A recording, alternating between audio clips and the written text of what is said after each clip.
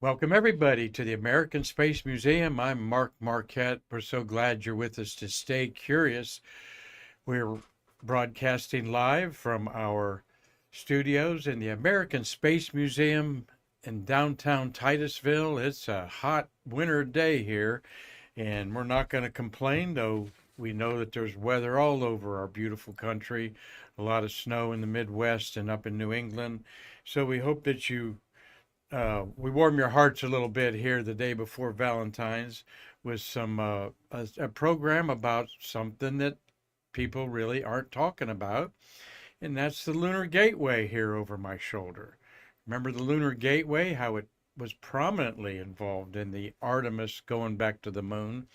Well, it still is, but there are some dominoes that are falling that might put this whole project in jeopardy or move it back or put it in a different type of scenario.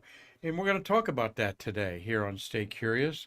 Uh, Let me welcome Marty Winkle, my co-producer for 1,000 or what do we got, Marty? 2,200 or 1,225 episodes. I had to look over at the board, is what we're approaching now. We'll be hitting 5 years in March, and we didn't think it would turn into this Stay Curious, but we're grateful it did because we're grateful for all of you guests out there that have joining us almost every day. Let me push my tablet here to say hello to a couple of you as I'm questioning where is Gateway, okay, in the Artemis scheme of things here. Let me put that slide up there as we're going with. And Marty, you can. No one's talking about the Lunar Gateway. Why? Okay, Gary Gerald, hello. We're glad that you're there. Bob Mayran, Bob, happy afternoon to you. Tom Usiak, Doug Forrest, Dave Stangy, uh, and they had a blizzard up there in Michigan. And Carlton Bailey giving us a hello there, and he's just a few miles away in Canaveral Groves in there.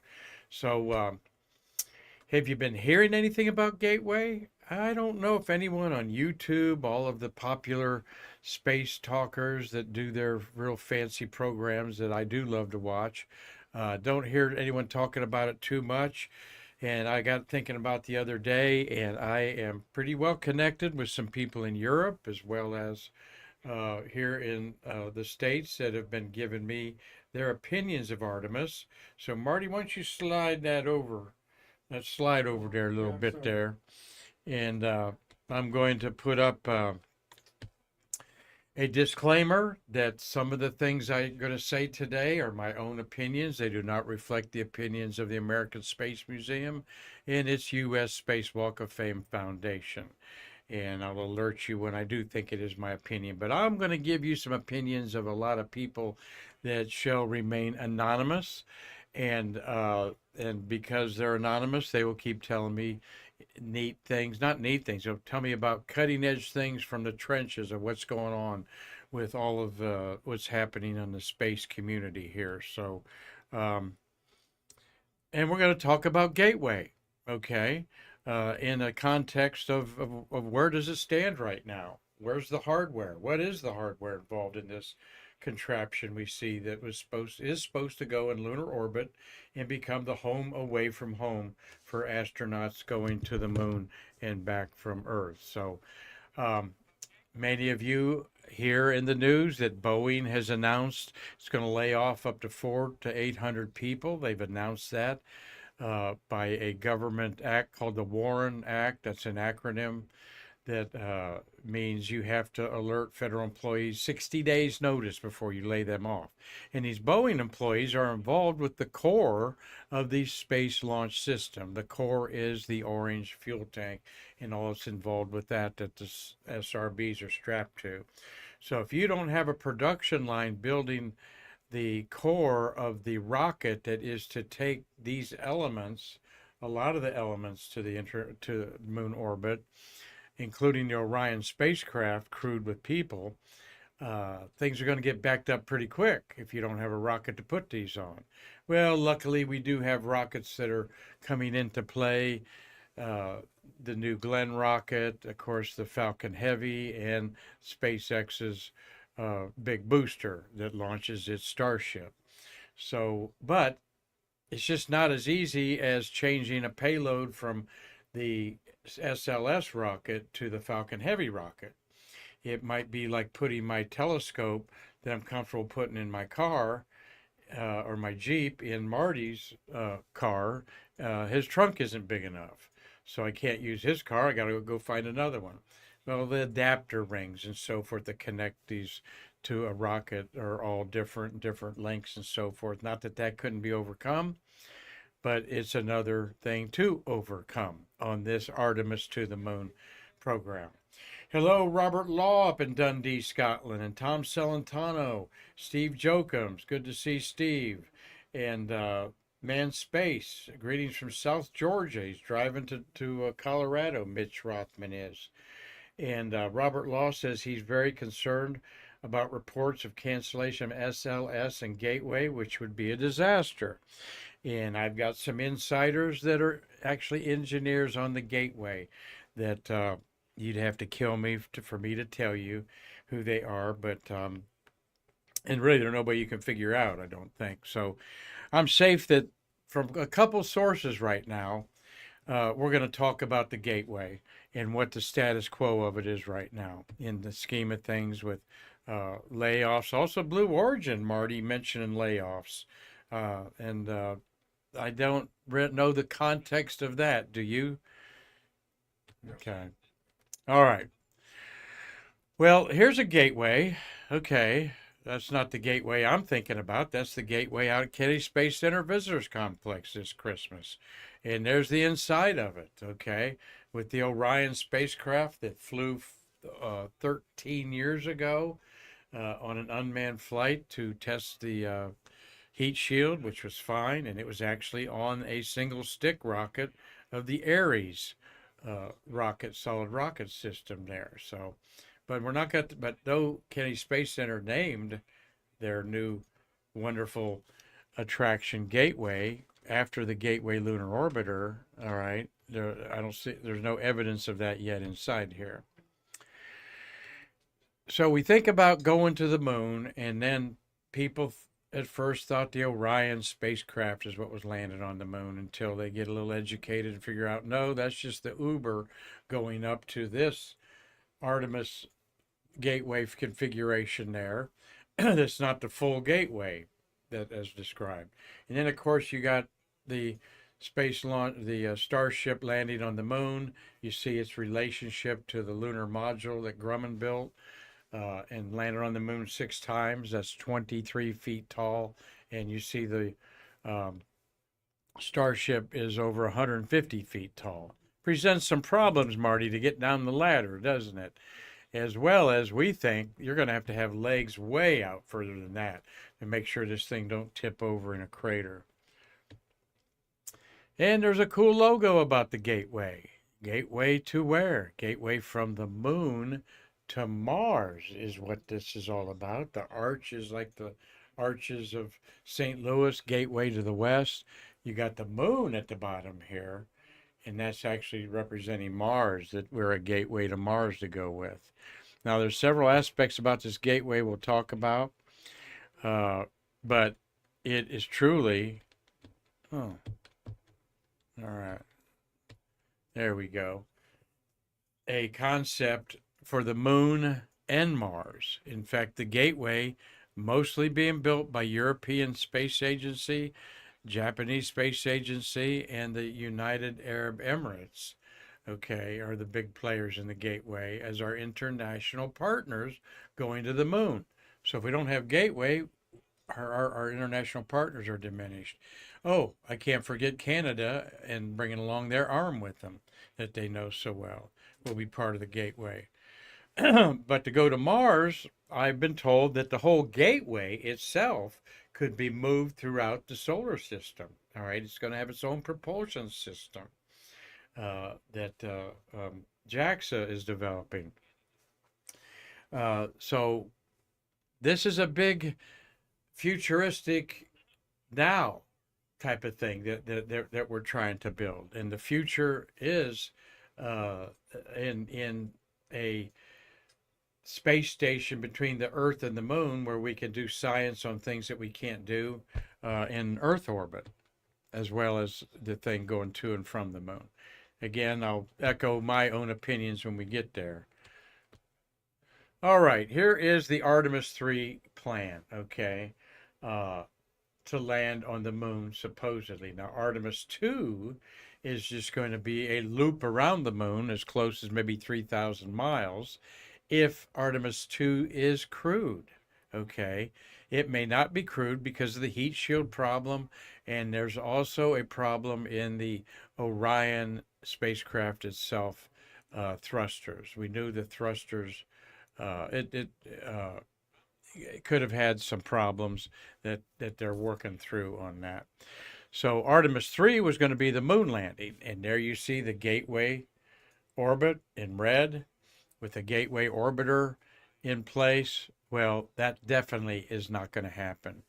If we go to the moon on Artemis 3, it is going to be a human landing system.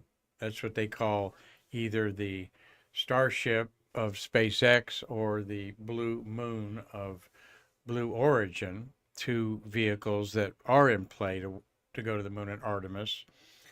That will be the moon lander will be put in orbit around the moon and be weeks before a crew of Orion is launched to rendezvous with that.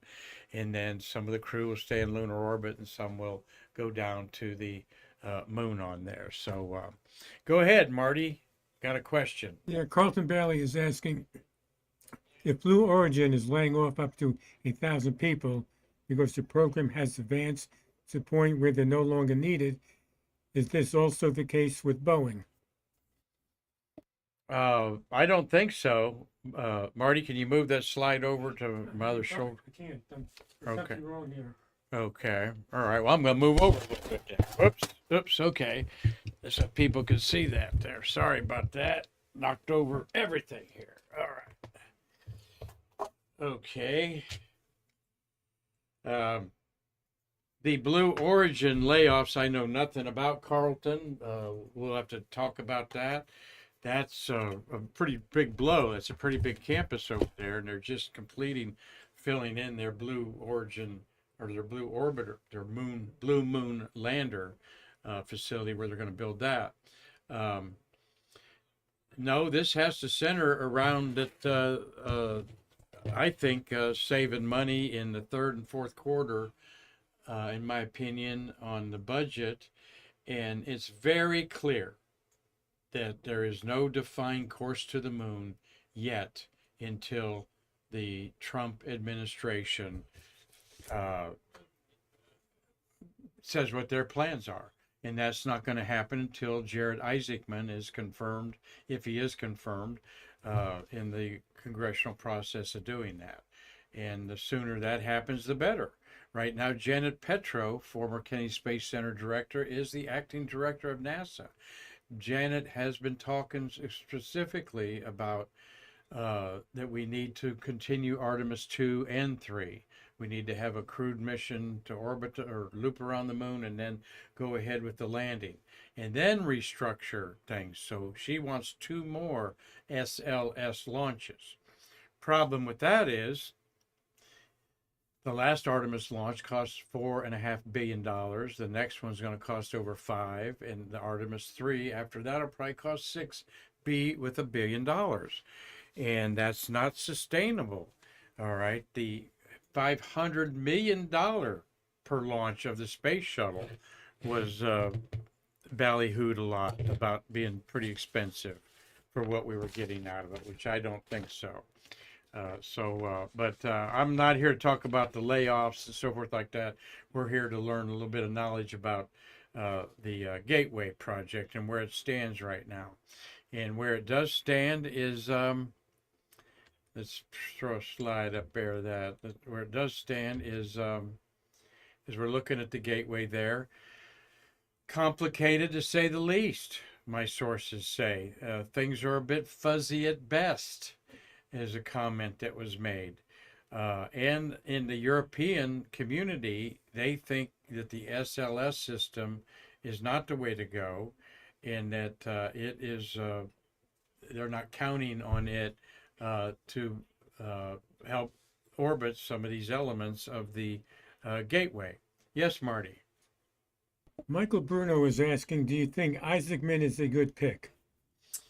Good question, Michael. Thanks for joining our family here on Stay Curious. I do think he's a good pick. I've heard him talk in public. He, though, is a billionaire. He acts like a pretty much common sense guy. He doesn't, well, as opposed to Elon Musk, he doesn't particularly like hearing himself talk all the time. And he's a man of action. So look, you've got a man that's got a lot of money and smart. He's only 41 years old.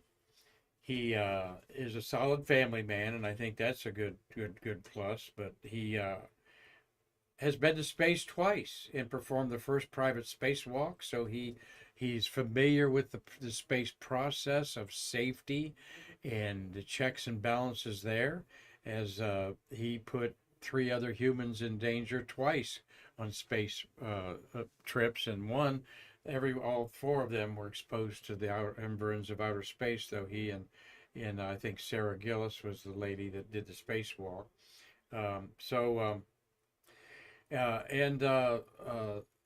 He is very much supportive of SpaceX. He is fully in bed with Elon Musk and everything Elon wants to do. And when I heard him speak at the SpaceCom a year ago in Orlando, he said he's going to give money that if Musk needs it. Of course, Musk doesn't need it, to just keep building rockets after rockets after rockets until they get it right. Yeah, Marty. Move the mic closer. Okay. Move the mic closer to me here. There we go.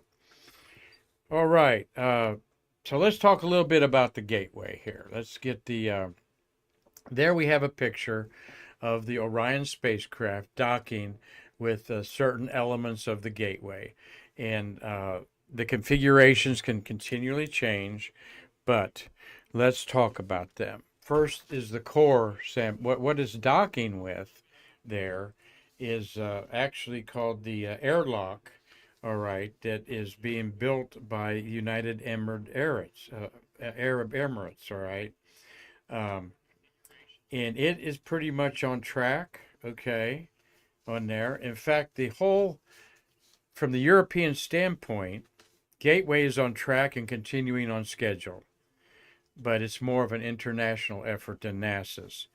Thus, implementing any changes in the process here will take a lot longer because they're not getting the wave of changes.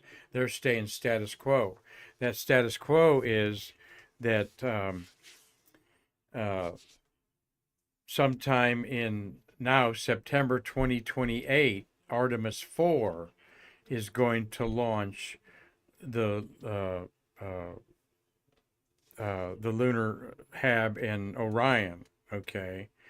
And Artemis 5 is going to launch Orion in the Lunar View, okay, which is an element that is the European Space Agency's refueling module, also called Lunar View, all right? And the Lunar View is not attached to this, okay? At the very end of it, with the solar panels, is the power and propulsion element that's being built by Maxar Technologies in Westminster, Colorado. I think I got a better graphic to show us here. These are more pretty pictures to show you the concept of being in space. There's what I wanted to show you there. So there in the center, of course, you've got the International Habitation Module that is now known as HALO, Habitation Logistics Output. This is the command center, the power hub, the science, okay? And HALO is pretty much ready to be shipped from Europe to the United States for its interior integration, all right? And whether that would happen at Houston or here at Kennedy Space Center is unknown right now. But you'd also have the robotics attached to that of the Canada arm, all right? And so the habitation module is called HALO, And this configuration, you might have segments of it there. When you're looking at a logistics resupply module there in the foreground, that comes down the line. Okay, think of the Cygnus cargo ship. Think of the logistic modules that were taken to the space station, Columbus and Leonardo. Then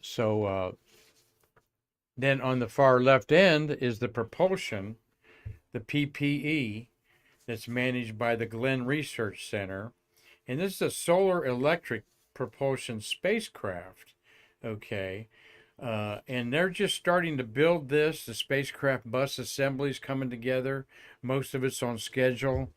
And they just completed integrating the propulsion system into this structure that is a spacecraft of itself. Okay. And the Lunar Hab 1 is, again, another where that would be referred to as the U.S. module there.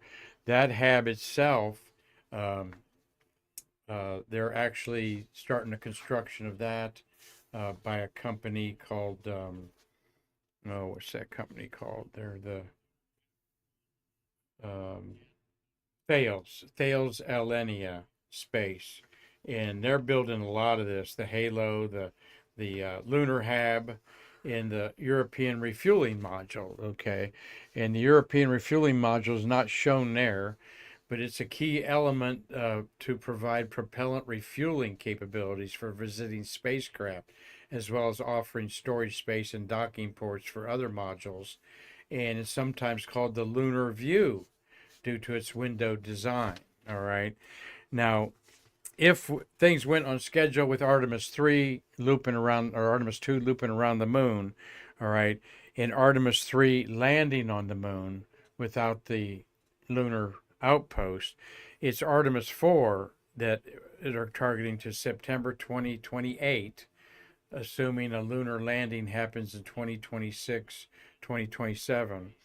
And they want to launch on an SLS, Marty, this lunar habitat, and the Orion crewed Orion spacecraft. Now the Halo is to be launched on a Falcon Heavy.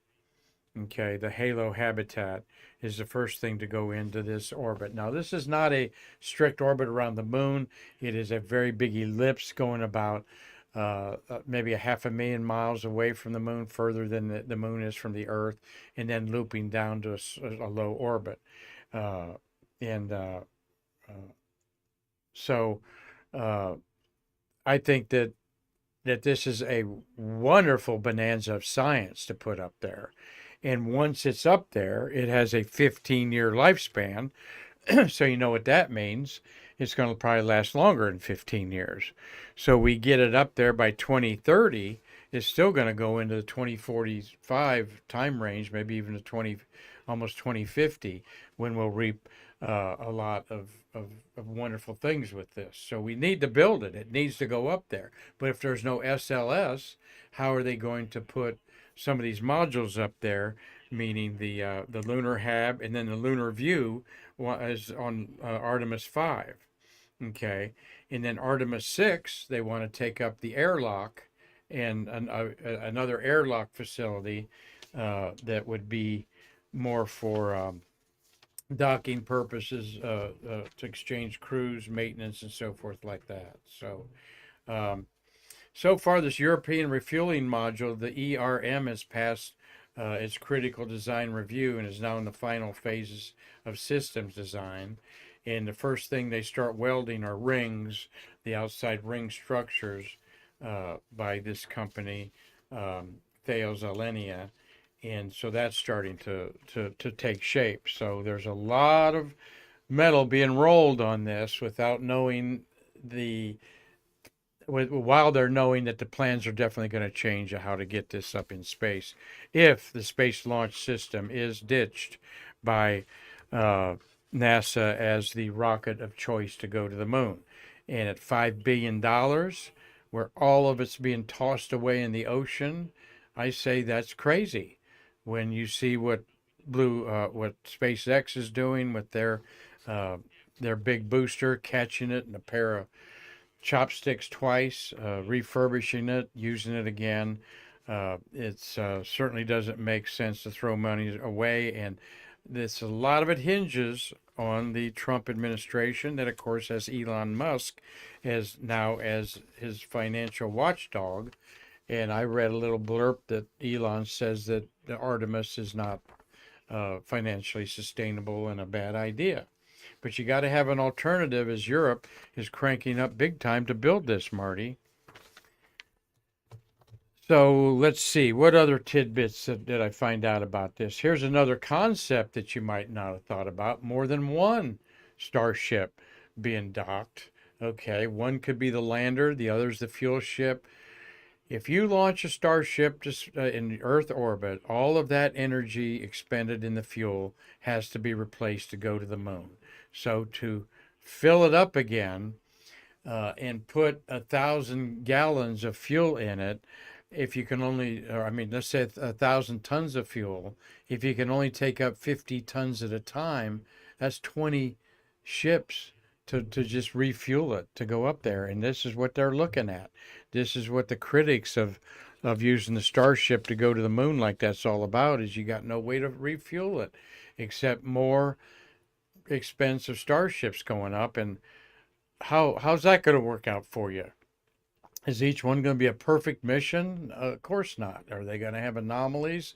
We've never done this in space before, refueled like this in massive quantities of tons. They've experimented with refueling, pounds of propellant and so forth in the shuttle payload bay and places like that. How about we get up there with the, let's see, we go into this one. Oh, there we are. Again, going back to the concept there, this is to be built over a series of 3 Artemis SLS rocket launches, okay? Each one about 2 years apart. So are the European companies in negotiations with Blue Origin and their New Glenn rocket to see if things fit on that? I'd be surprised if they're not. And there's another concept shot of the, again, I would love for this to happen, because there's a picture of like the blue moon, Blue Origin's lunar module attached to it. What a scientific outpost to put, let's say, 4 astronauts from around the world up there on a year and a half mission like we do on the space station. And this is a different environment than just 250 miles off the Earth. If you're 500,000 miles away from the Earth and further than the moon is at 250,000 miles, we're going to learn things about cosmic radiation. We're going to learn about what materials we need to prohibit solar flares from killing you, which could happen. We're going to need insulation. We're going to need things we haven't even thought about yet to go to Mars. So this is a great, great test bed and a great area to test that with. Marty, you've got another question? Yeah, Daystang is asking, don't they send fuel and water to the space station currently? I think in the Russian segment. Well, yes, they do. That's what the cargo ships are all about, Dave, of course. It's mostly water. The fuel, the only need for fuel is on a Russian segment that has the motor that raises and lowers it on the Zvezda model, the first one put in there. They've got like a big arm up there with a motor on it. But that sometimes they don't like to use that because of the pollutants it spreads around the space station.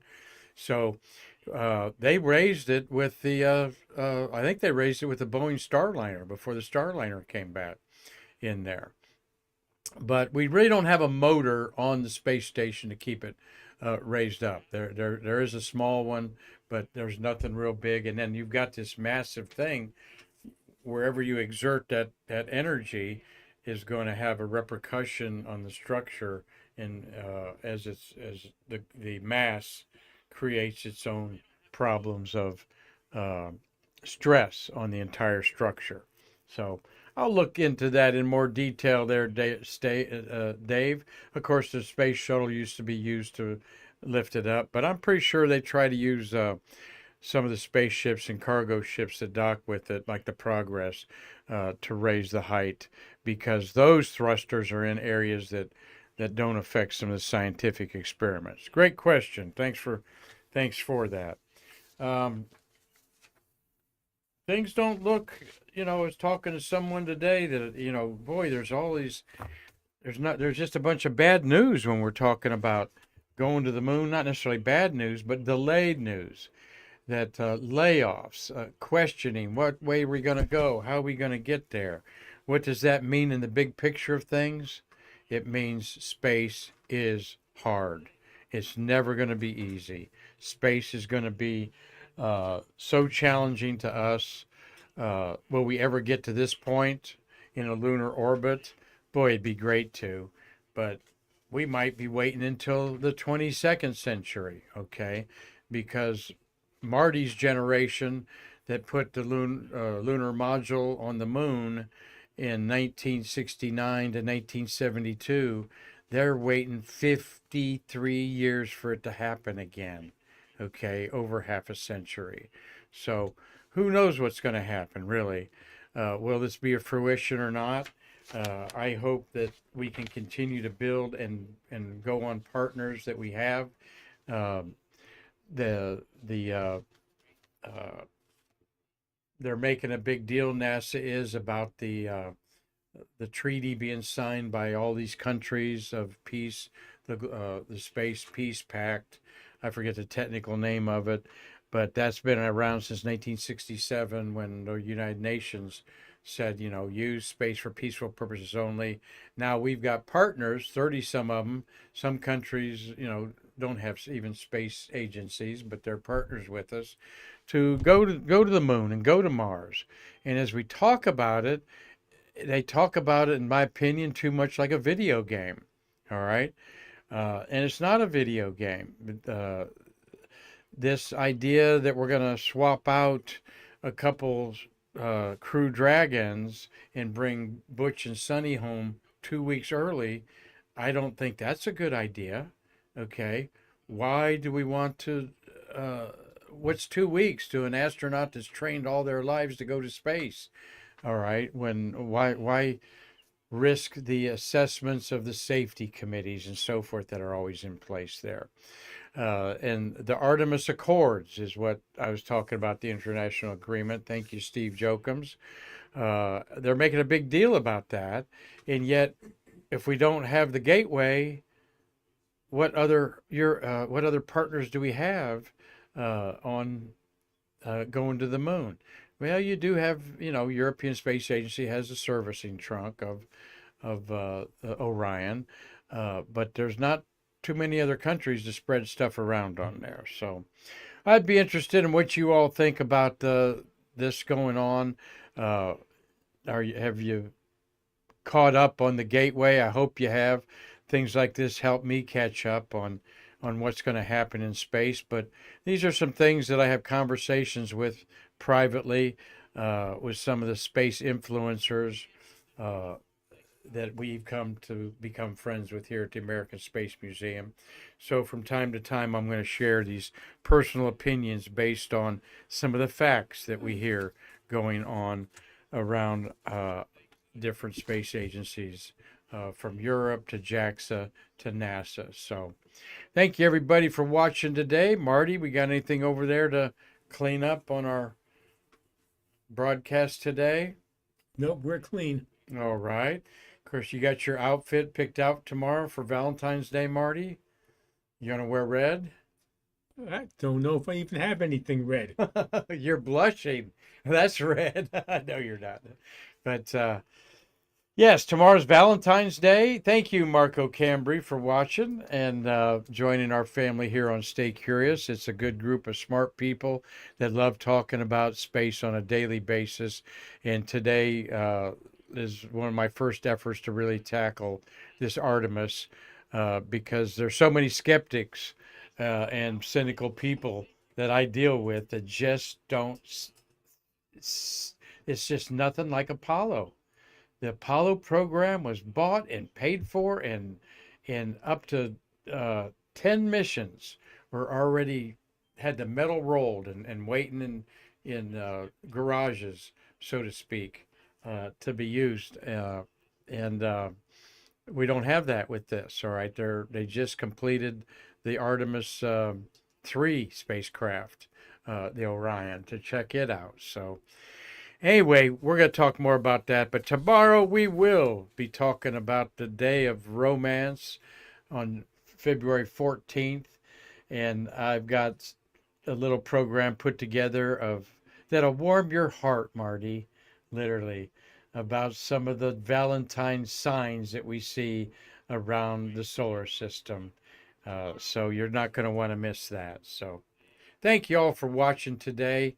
Hope that you dig into some of these details about Artemis and Lunar Gateway, and offer some of the info to me at a future date. But we'll be talking a lot more about it until we finally launch one again. So